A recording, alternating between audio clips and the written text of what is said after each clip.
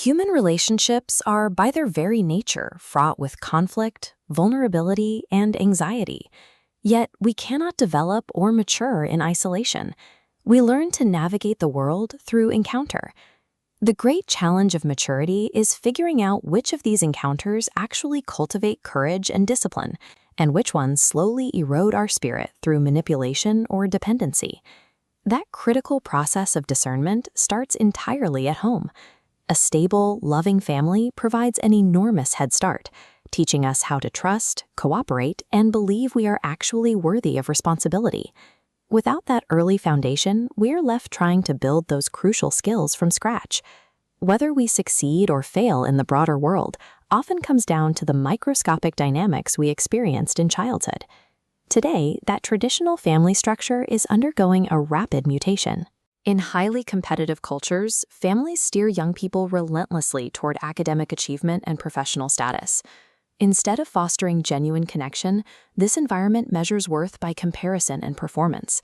It creates incredibly capable individuals, but it leaves them utterly exhausted. We are now seeing the inevitable reaction. Among younger demographics, especially Generation Z, there is a mounting collective refusal to participate in this exhausting cycle. Across the developed world, the numbers are skyrocketing for NEETs, those not in education, employment, or training, along with freeders who work only low-wage, temporary jobs.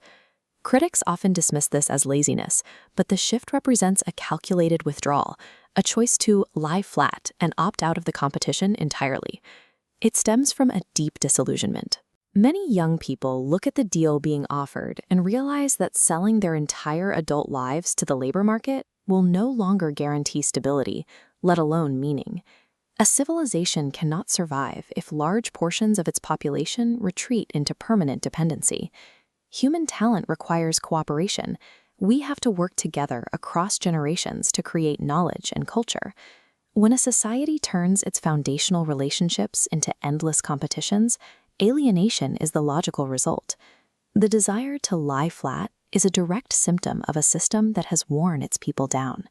Zoom out, and a society is really just a macroscopic network of relationships.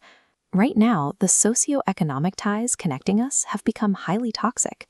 The core flaw driving this toxicity is the requirement that citizens must enter lifelong economic servitude simply to acquire the bare minimums needed to survive. We live in a society holding immense, almost incomprehensible wealth, where the richest individuals command capital approaching the scale of trillionaires. Yet right beside that wealth, we see expanding outdoor encampments, exploding homelessness, and people trapped in cycles of despair and addiction. Forcing people to trade all of their time just for basic sustenance turns them into long-term wage slaves. It degrades the very interaction an individual is supposed to have with their community. This extreme inequality constitutes a total breakdown of the relational contract between a civilization and its people. It marks a collapse of mutual responsibility. This diagram shows the Internet's early promise. Breaking monolithic hierarchies was supposed to democratize human connection, and it did. Citizens possess tools to speak freely and organize. But when connection lacks critical reflection, the flow becomes chaotic. Constant communication mutates into overwhelming noise and ideological hysteria. Without the discipline of a reflective mind, people lose their agency. They become automata, blindly following algorithmic trends and predetermined paths instead of thinking for themselves. Digital democratization depends on mental discipline. Without the ability to filter noise, citizens lose the clarity required to contribute to the common good. To reverse this mass withdrawal, modern civilization has to aim for a new structure, what an enlightened leader might call a harmonious meritocracy. The absolute baseline requirement for this structure is guaranteeing the basic conditions of human dignity for everyone.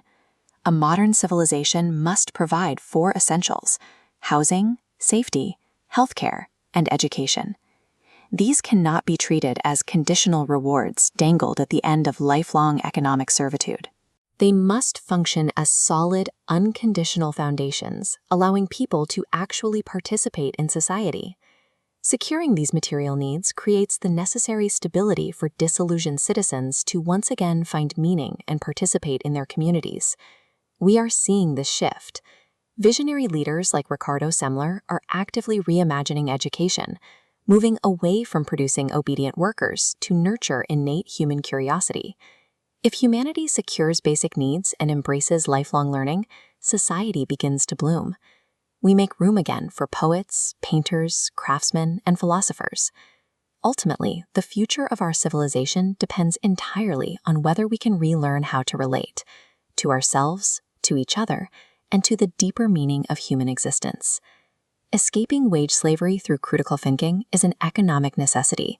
It is the gateway to a modern renaissance, one driven by imagination, responsibility, and wonder.